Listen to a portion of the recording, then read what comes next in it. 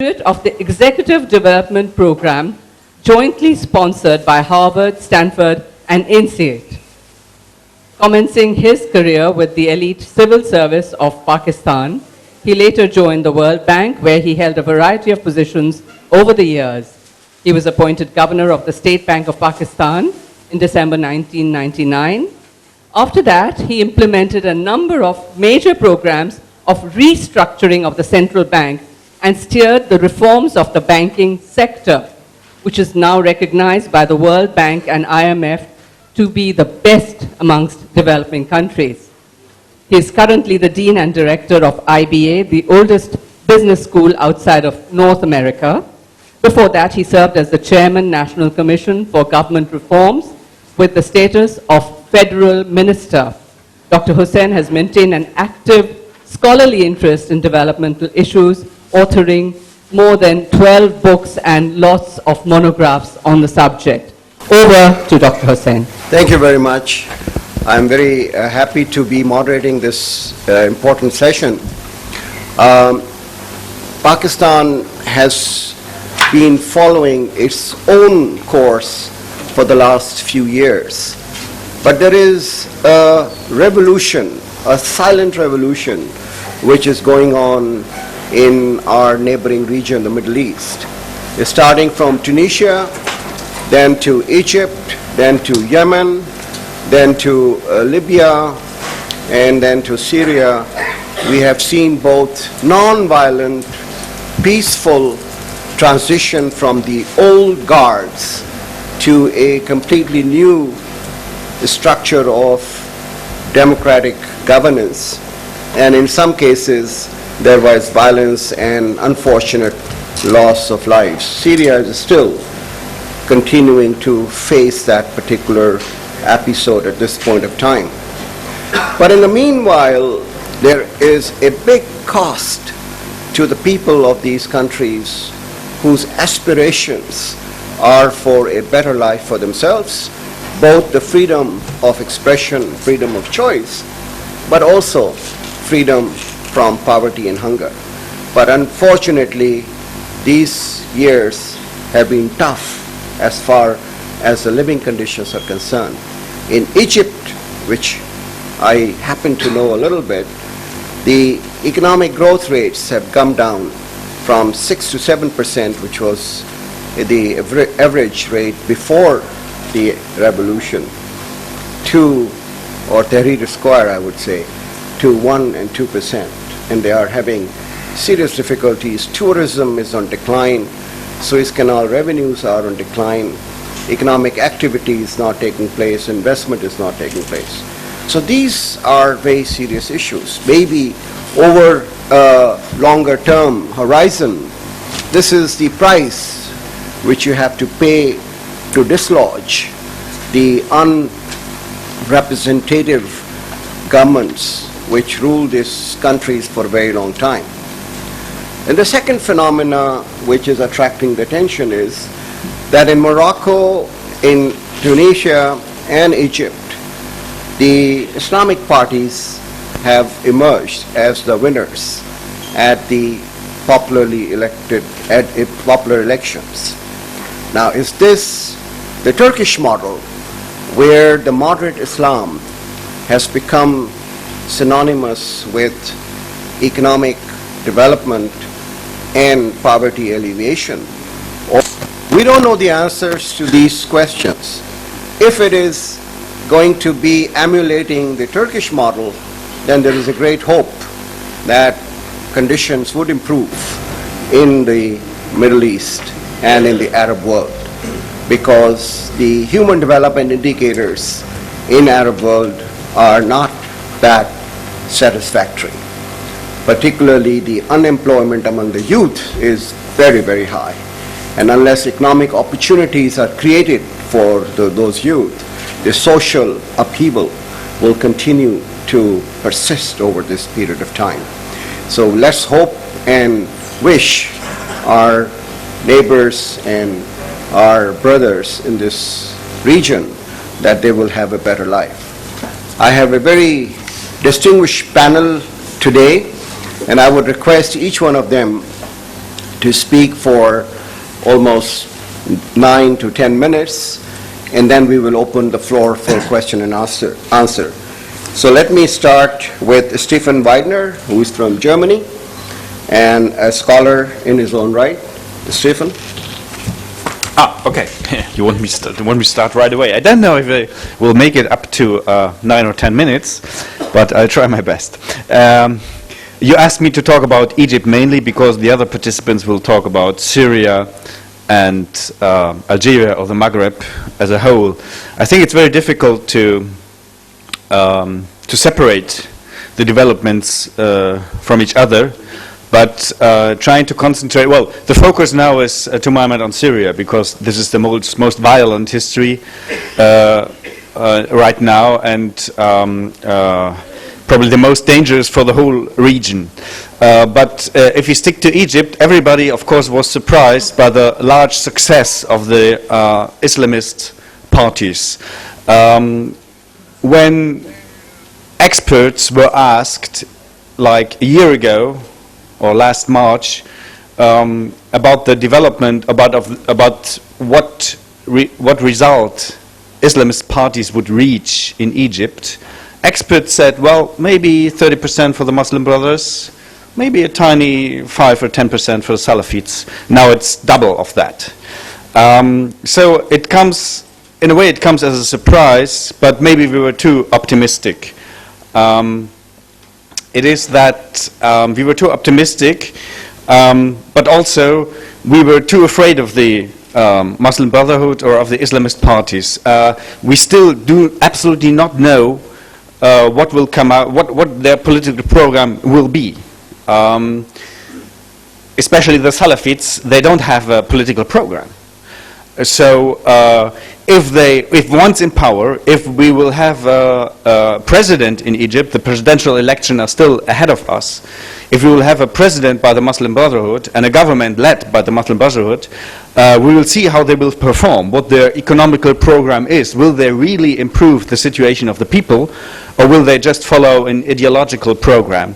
And I think this, as such, is a very good development, because we'll put the Muslim Brotherhood, the democratic development will put the Muslim Brotherhood to a test.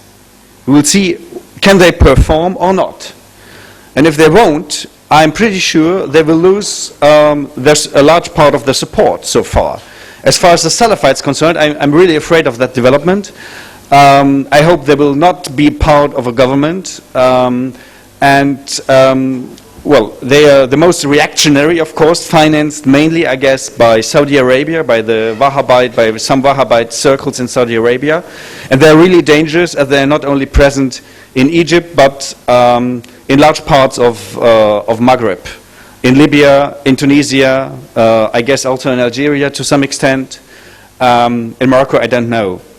But they're really reactionary, and they don't have any political program whatsoever.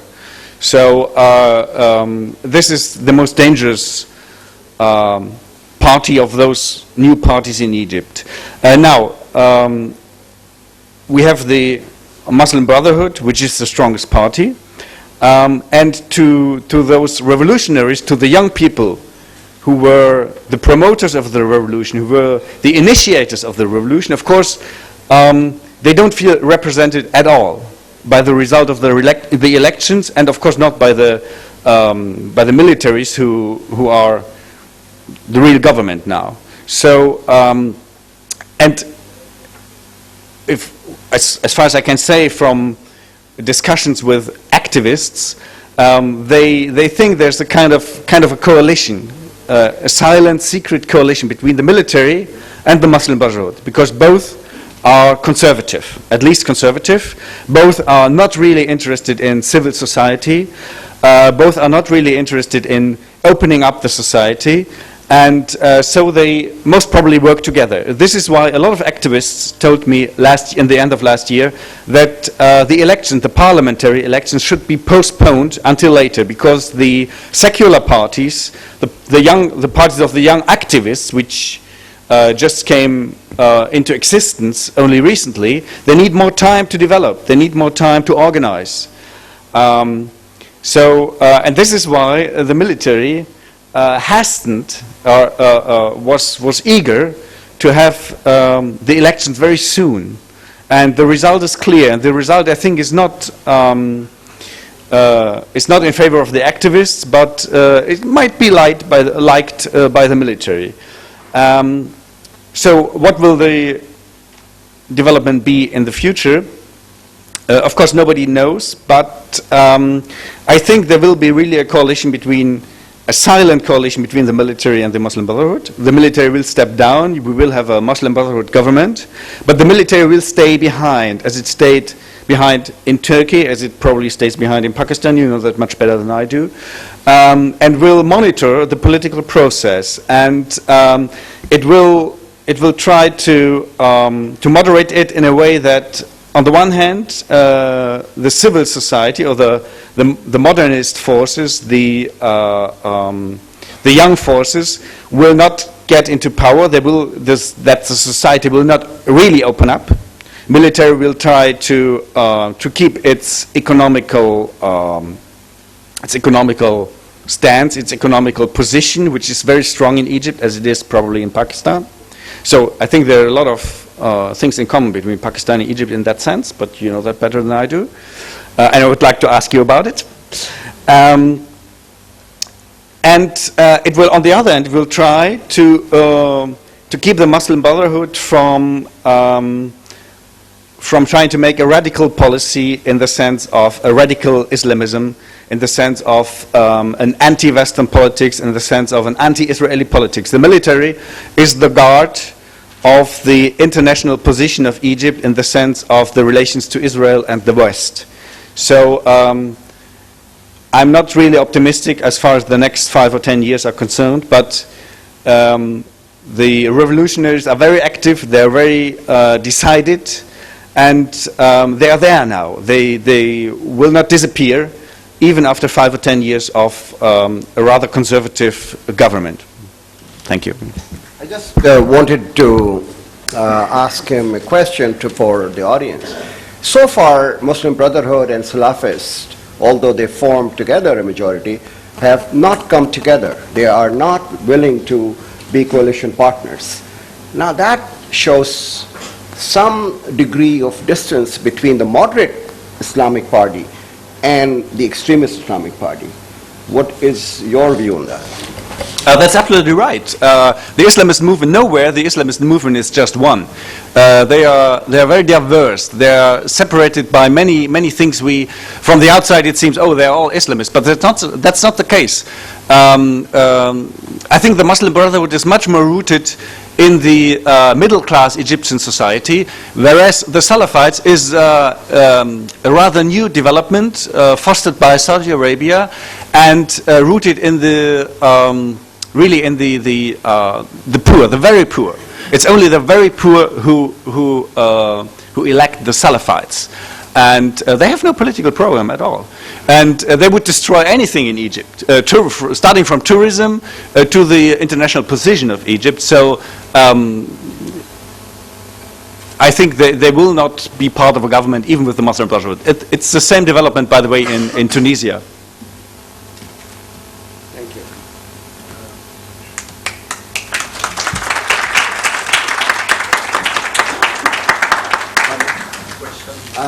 Later, after all the panelists, then we will have questions. Okay, so you want me to open up for questions? No, I think we should. Okay. We can write it down, we collect the questions later.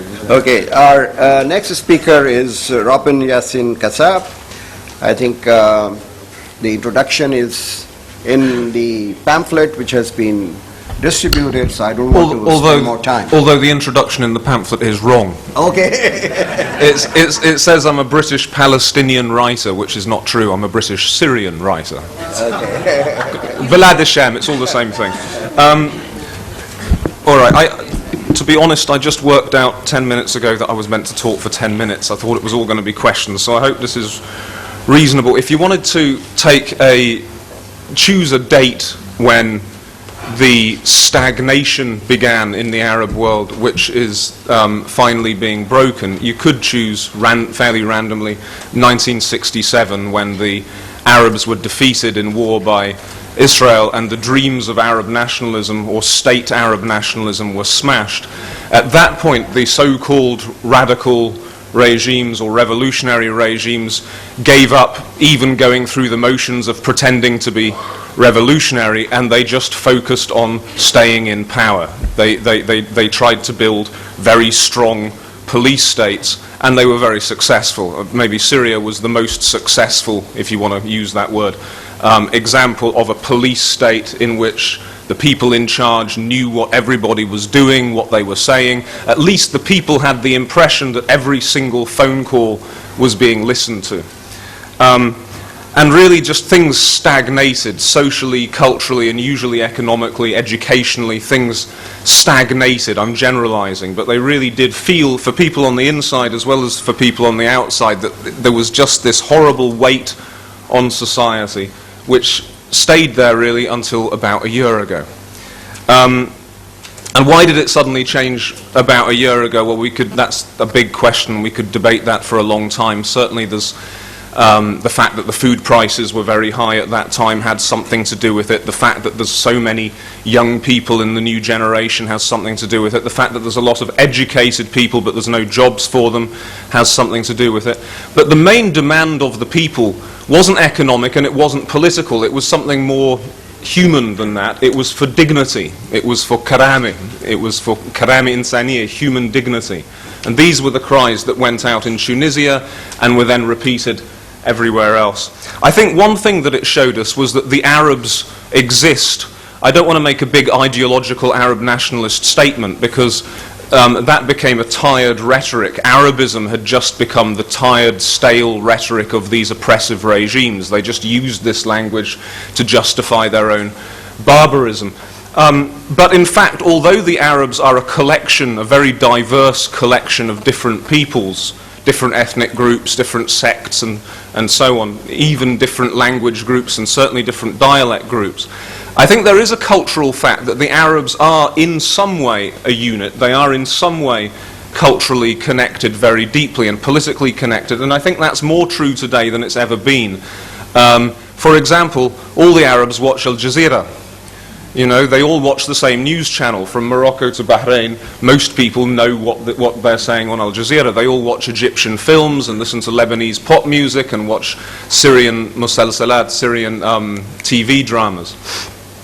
So when it happened in Tunisia, when the Abul Qasim Shabi poem was being recited on the streets of Tunisia, this same poem quickly spread to the streets of Cairo. And immediately we had things happening, whether they were full-blown revolutions or not, from Morocco to Bahrain and from Syria to the Sudan. Things were happening all over the Arab world, so it was a very exciting moment. In Syria, which I'll talk about, the first thing happened in Harira. The first thing started in a market in old Damascus called Harira. It didn't start in Daraa. And it wasn't obviously political. It was an immediate response to police brutality. The police had beaten up the son of a market trader, and the people went and grabbed hold of the policeman and his friend, and they locked them up. They locked them in a shop front, and they had a demonstration in which they said the Syrian people won't be humiliated. Now, obviously, this was a political act, but it didn't quite look like one. It looked like just a response to an inhumanity, to police barbarity, which people wouldn't have dared to do before. But with the new atmosphere, with what had just happened in Egypt and Tunisia, and looked like it was beginning to happen in Libya and Bahrain, people suddenly demonstrated about it. They said, look, we want our dignity. You can't push us around. We're not asking for the regime to be changed. We're not asking for a complete radical rehaul. Just respect us a bit more. Then it moved to Daraa, where children were arrested for writing revolutionary graffiti on the walls, the kind of slogans that they'd heard on Al Jazeera from Egypt. These school children were arrested and tortured, and their parents demonstrated, again, which they wouldn't have dared to do in the past. But they were only demonstrating for their children to be released from the torture chambers in which they were held. And the people were shot. The demonstrators were shot. Now this really shows us the stupidity of the Syrian regime. I believe, you know, the Syrians had given Bashar al-Assad the benefit of the doubt ever since most Syrians had given him the benefit of the doubt since he inherited power from his father in the year 2000. At first we believed that he genuinely wanted to reform things. He gave the Syrians that impression, but he couldn't because the old guard was stronger than him. And then a few years later he got much better established and most of the old guard got retired, but still there was no change. And then most Syrians believed what he said was it's because the international situation was bad. Syria was sandwiched between an intifada in Palestine, all the usual troubles in Lebanon, and the invasion and occupation and civil war in Iraq. So the idea was, well, we can't change anything now because it's too difficult and Syria's targeted by America. Then 2011 really was the testing point, and I must admit that I half expected when Mubarak fell. When Mubarak fell, they actually put Al Jazeera live feed of the party in Cairo on Syrian TV, which was a kind of sign that we're very confident, we have nothing to fear. And I thought maybe it's a sign that he's going to do the intelligent thing. He's going to come and he's understood that strategically the region has changed, there's no going back. He's going to make a speech to the people in which he says, all right, I'm an Arabist, and I've recognized that something has changed in the Arab world, and therefore I am going to lead a transition to a democracy. It'll take a couple of years, and we will set the rules. You can't have Islamist parties and so on.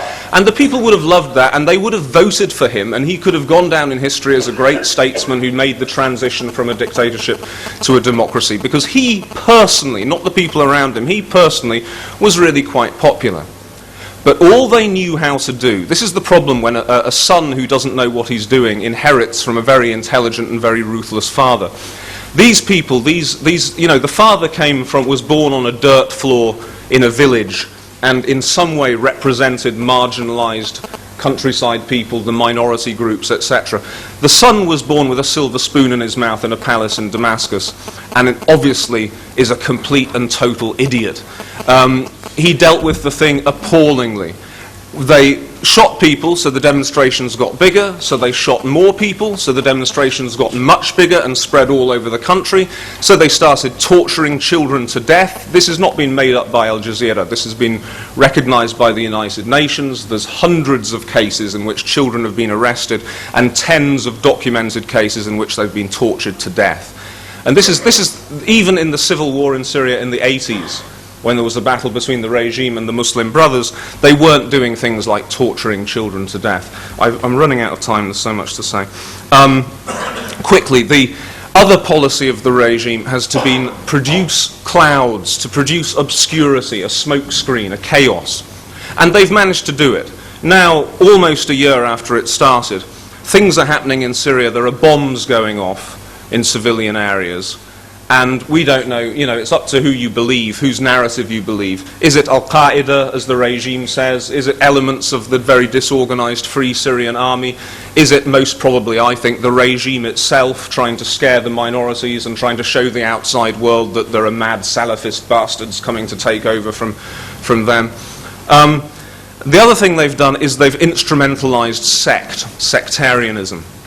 The regime in Syria was not actually a sectarian regime in the way that Saddam Hussein's regime in Iraq was. They never banned the religious ceremonies of other sects. They never tried to impose the Alawi sect's beliefs on everybody else. It was sectarian to the extent that it relied on people that were most trusted. So the people from the president's village and his neighboring villages, their Alawi friends, were the top generals and intelligence men. But it has become terribly sectarian since the revolution began. It's just as the Americans utilized this disease which was already there in Iraq by bringing Shia militias who'd trained in Iran to pacify restive Sunni areas. It was designed to produce a response. So the regime itself in Syria has armed Alawi villagers and sent them into Sunni cities to kill and rape and burn. It's designed to create a response which will then scare the Alawis and the Christians into thinking that the Sunni, this is not about democracy, it's just about them wanting to kill us, and it will make those communities stick with the regime because even if they don't like it, because they're scared of what's coming next. And this is the tragedy. They're trying to turn it into a sectarian civil war.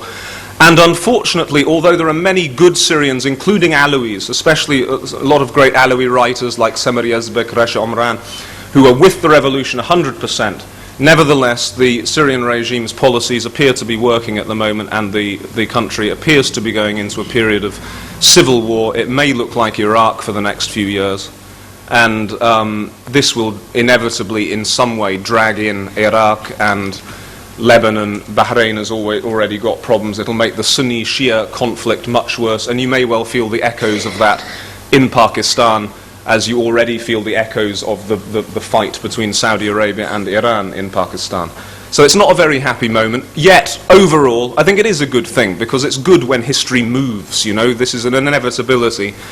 It's sad in the east of the Arab world because of the evil of these regimes and because of the evil of sectarianism, which is a disease which exists in the Muslim world, which which weakens all of us and stops our progress. Thank you. Thank you very much.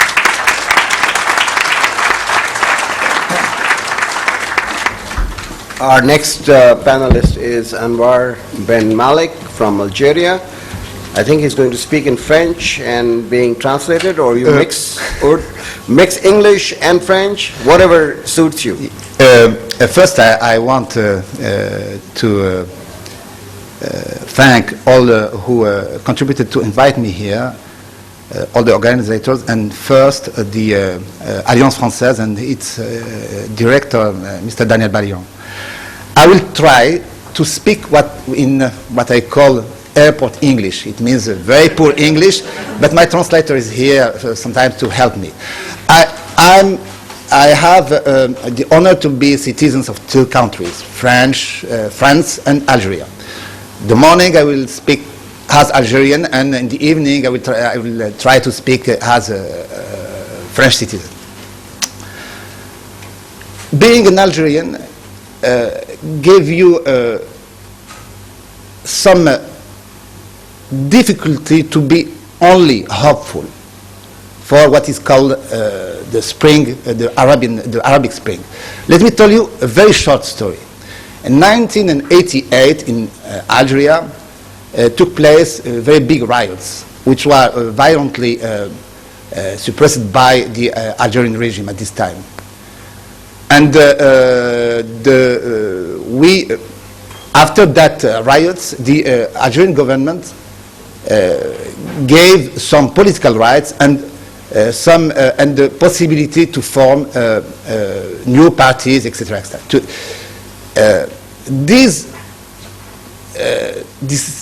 There was a short time, which now it seems ironical. We call this period the spring of Algeria in reference to the spring of Prague, because there was a moment, 1 year and a half, when we thought seriously that in Algeria and in a part of the Arab world it will have a real democratic party. I remember, I will tell you a small anecdote. I remember a month or two after these riots, I saw a man, a burdened man, who was a young burdened man who was speaking with to an audience in the place where I was living, near Algiers. And this man was speaking, I will try to remember his words. He was speaking to the audience that democracy is something kafir, is something which is against the religion, and the first thing they will do when they will gain power is to suppress democracy, because democracy is anti-Islam. I think that this man, who 1 year ago would have been tortured, put in prison and tortured, this man, for me now, is somehow telling what is the core of the problem of the Arabic and Muslim world in general. I think that the essential problem in the Arabic and Muslim world, and it concerns all the countries, even the country which invited me here now, Pakistan. The role in Islam in society must be clarified. It means that if we consider that when we are in a Muslim country, it means that Islam must rule politically the country, I think that we will never accede to a real democratic life. Laicity for me, with the French word for telling secularism, is the only way for a country to be politically free. I do not want to be the brother of my citizen. I want to be a citizen among citizens. I want to express my political ideas, but not under the threat to be considered as somebody who is anti-religious because he has the idea that religion must not interfere with political affairs.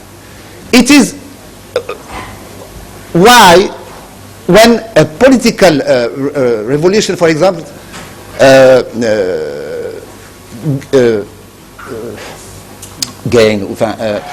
when in a country, for example, when you overthrow a dictatorship, all the Democrats, and particularly the Democrats of the country, are happy. Why it is not the case in our countries?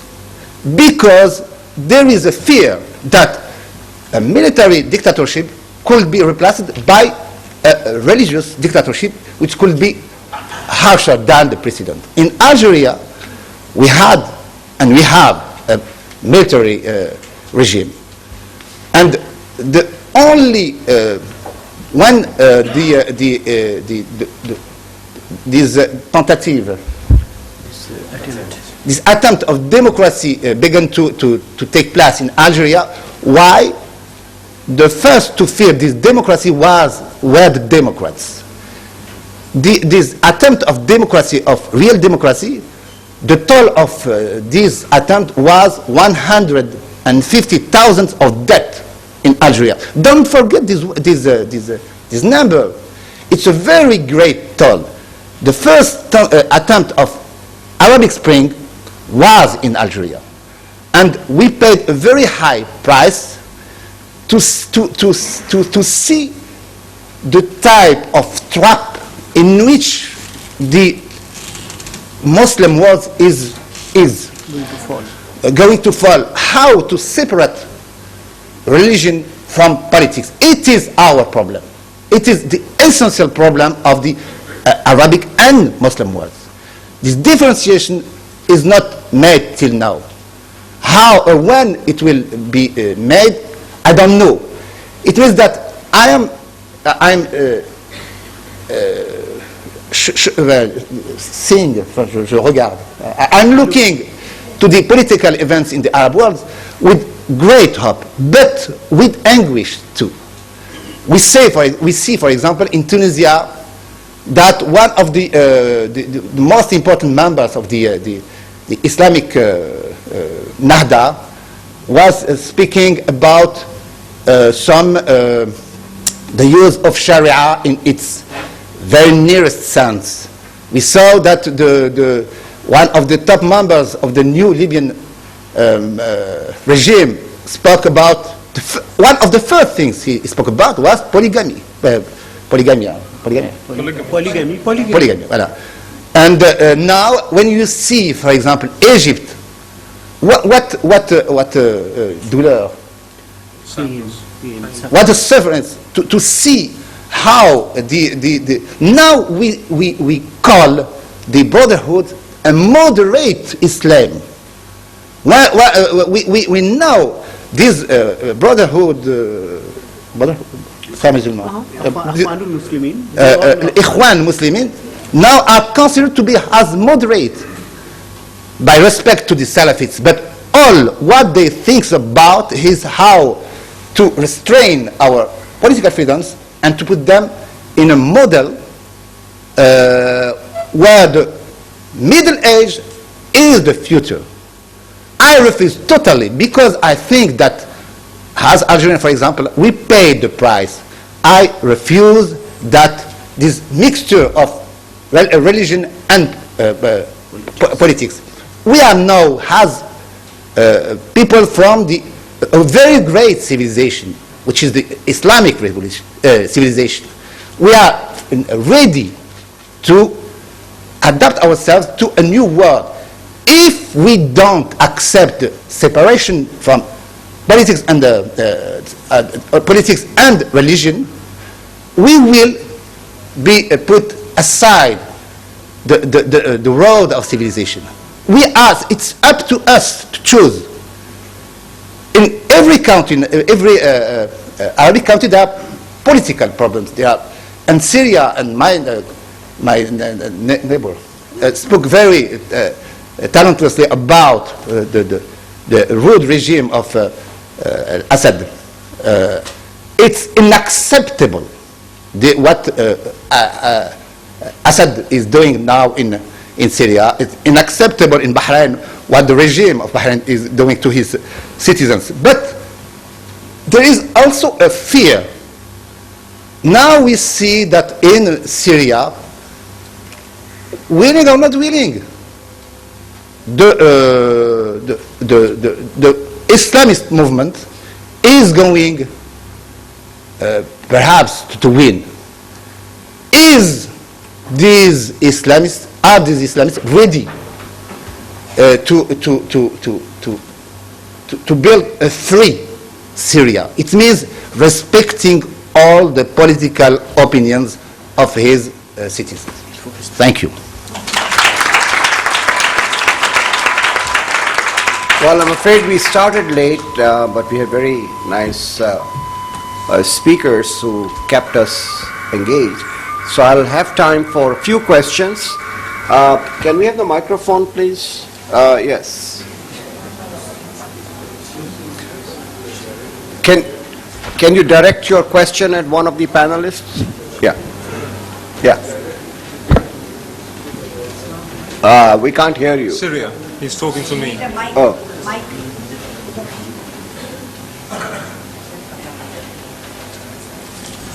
Yeah, so it's directed to you. The analysis. Close it. Just put it up to your mouth. I can't think it in my mouth. Yeah. All right, so the analysis is perfect. The only thing I didn't see, and I wish you could enlighten me a little bit about, the participation of the Western powers in at least shoring up the opposition and the supply of arms to the opposition. I don't know whether this is true or false, but obviously we know for a fact that this happened in Libya.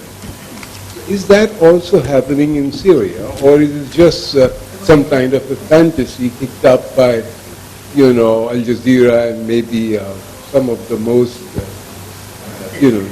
non-American networks? Thank you. So it's funny that Jazeera is suddenly considered to be a pro-American network, and a little while ago it was considered to be Osama bin Laden's network.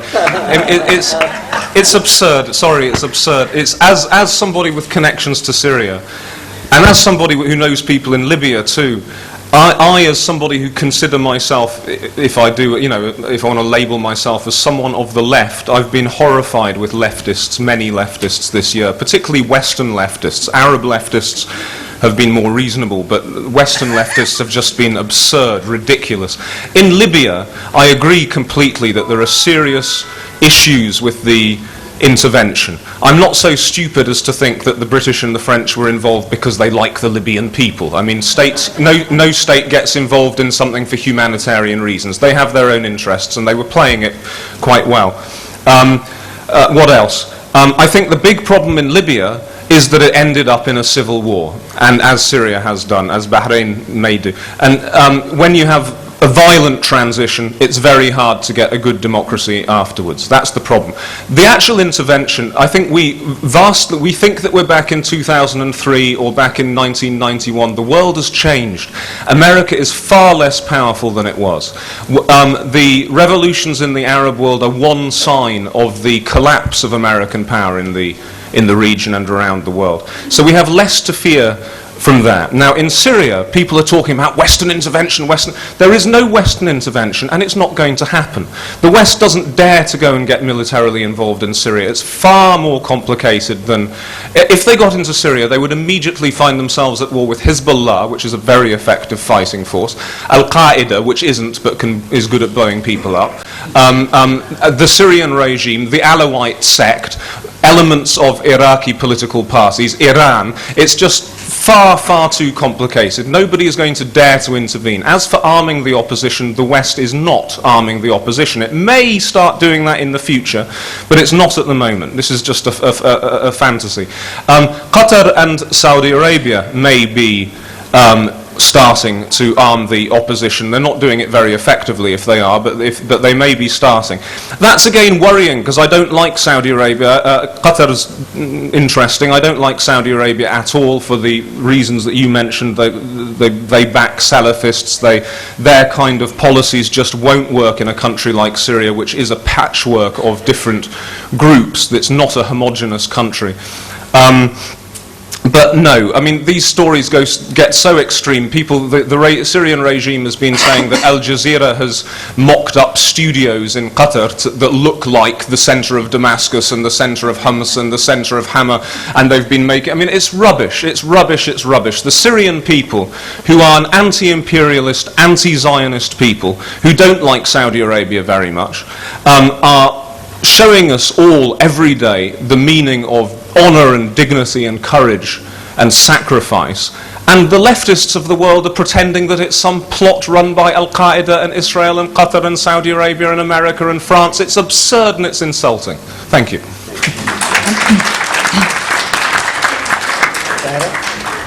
Thank you, Dr. Hussain. My name is Tahira Abdullah, and I come from a place 12 miles outside Pakistan called Islamabad.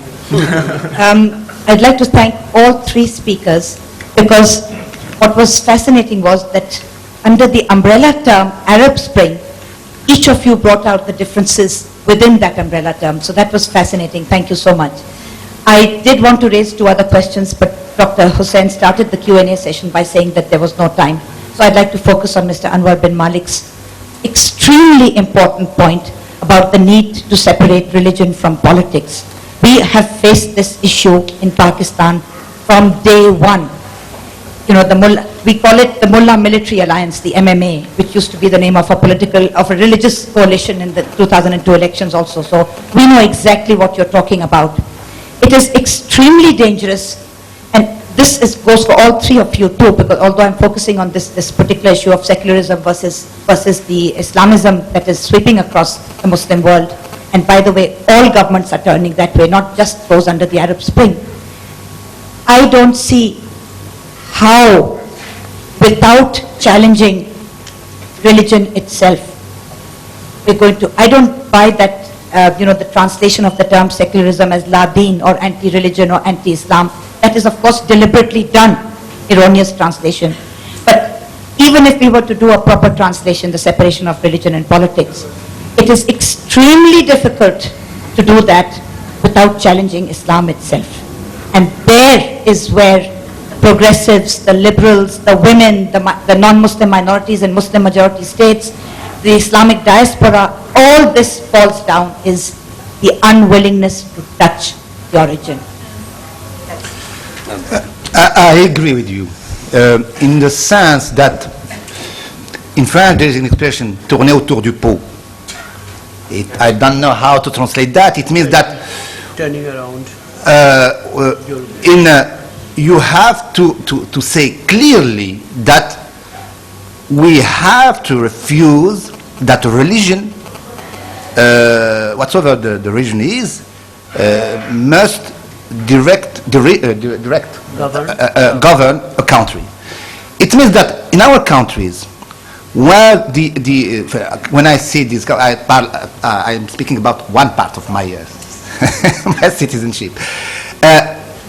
It is for the moment impossible for the people to conceive this separation. For them, for the majority of, for example, Algerian people, it is quite absurd to think that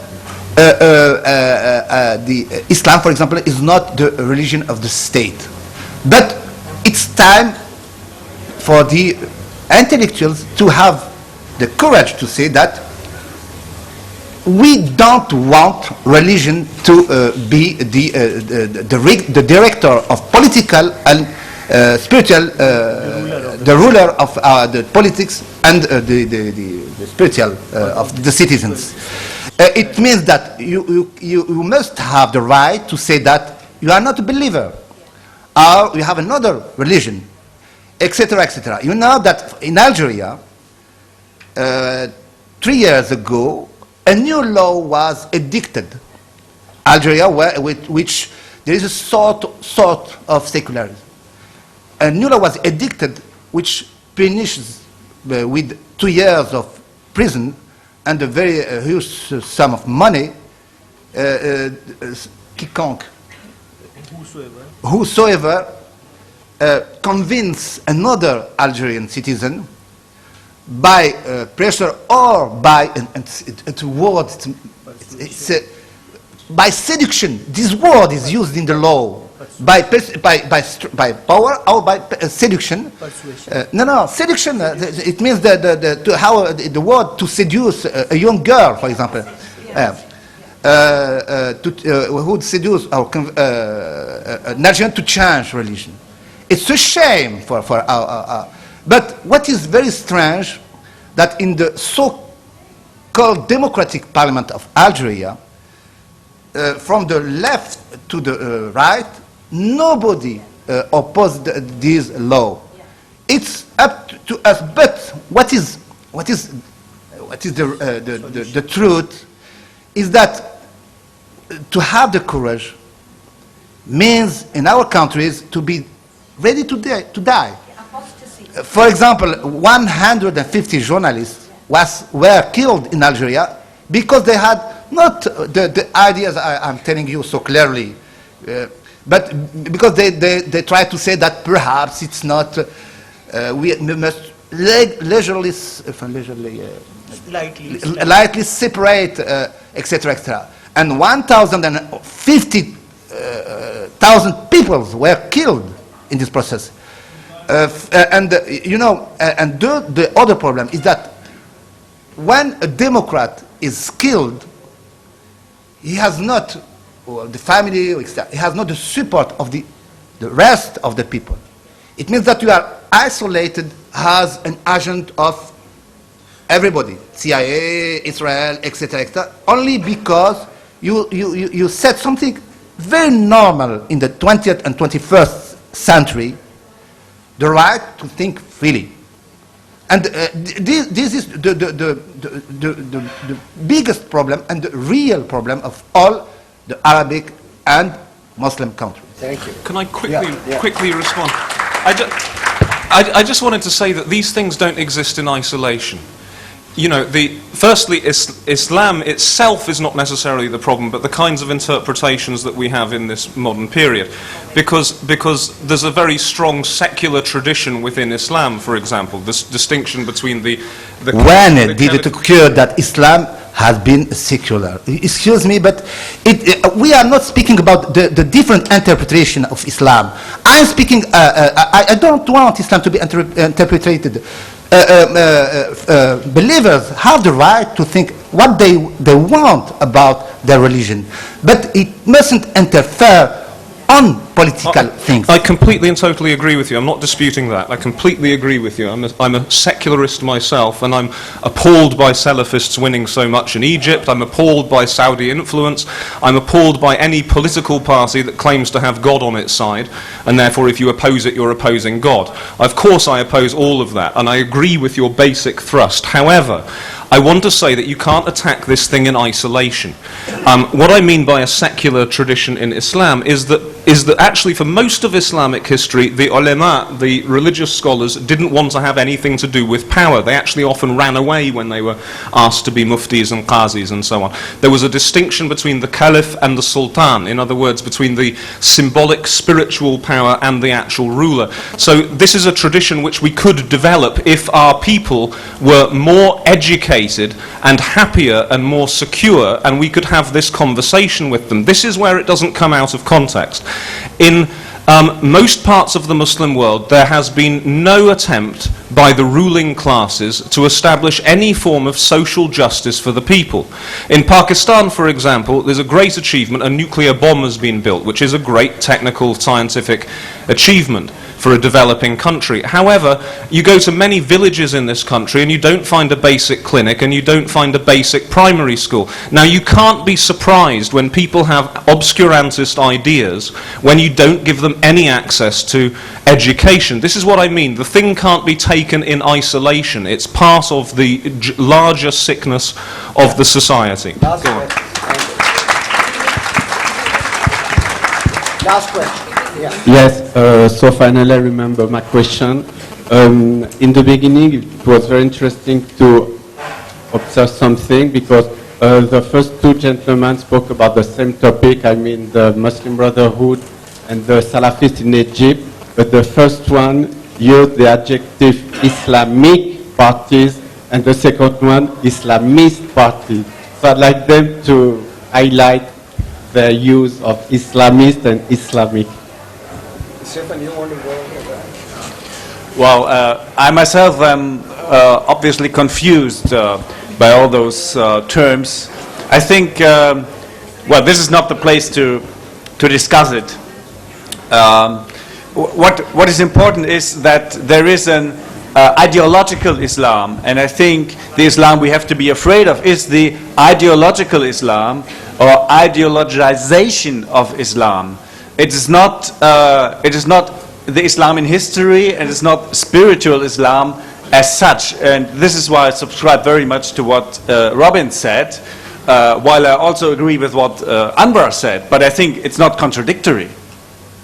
Thank you very much. I want to join me, please, in thanking the panelists.